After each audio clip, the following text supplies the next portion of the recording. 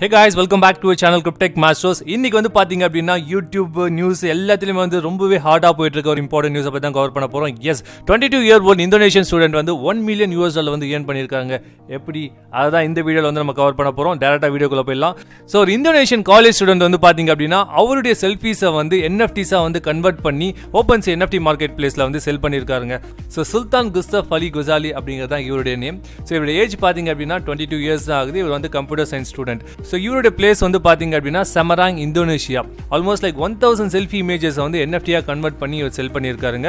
Almost like age 18ல இருந்து 22 அவரோட 5 இயர்ஸா எடுத்த போட்டோஸ் எல்லாமே வந்து அவர் NFT-ஆ கன்வெர்ட் பண்ணி செல் பண்ணியிருக்காரு. இவரோட போட்டோஸ்லாம் வந்து பாத்தீங்க அப்படினா ஏதோ கம்ப்யூட்டர் முன்னாடி நின்னுக்கிட்டு இல்லைனா வந்து உட்கார்ந்துக்கிட்டு தான் போட்டோவே எடுத்திருக்காரு. அதை தான் வந்து அவர் NFT-ஆவும் கன்வெர்ட் பண்ணியிருக்காரு.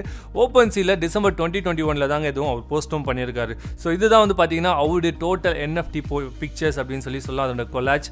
ஸோ ஒவ்வொரு NFTஸ்க்கும் வந்து பாத்தீங்க அப்படின்னா ஒரு பேஸ் ப்ரைஸாக வந்து $3 வந்து செட் பண்ணி வச்சிருந்தாரு.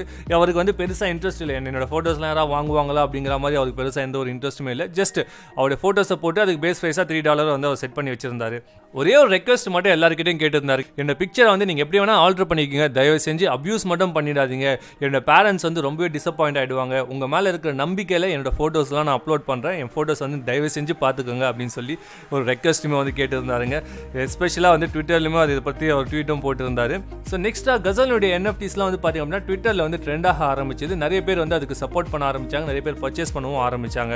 ஸோ ஒன்ஸ் அவரோட பாப்புலாரிட்டிலாம் ரைஸ் ஆக ஆரம்பிச்சோன்னா ஒரு பர்டிகுலர் NFT வந்து பார்த்தீங்க அப்படின்னா 0.247 எத்தீரியமுக்கு வந்து செல் ஆச்சுங்க. அது வந்து ரீசெண்டாக January 14 ஃப்ரைடே அன்னைக்கு தான் நடந்துச்சு. அதோட வேல்யூ வந்து பார்த்தீங்க அப்படின்னா $806.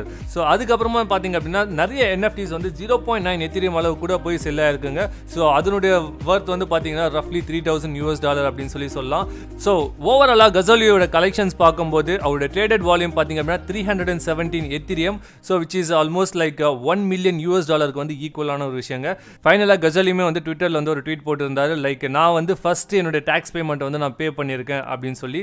ஸோ இதே மாதிரி இன்ட்ரெஸ்டிங்கான நியூஸ் நீங்கள் ஏதாவது தெரிஞ்சுக்கணும்னு நினச்சிங்க அப்படின்னா கிரிப்டெக் மாஸ்டர்ஸ் சேனல் வந்து சப்ஸ்கிரைப் பண்ணுங்கள். See you next video. Bye bye.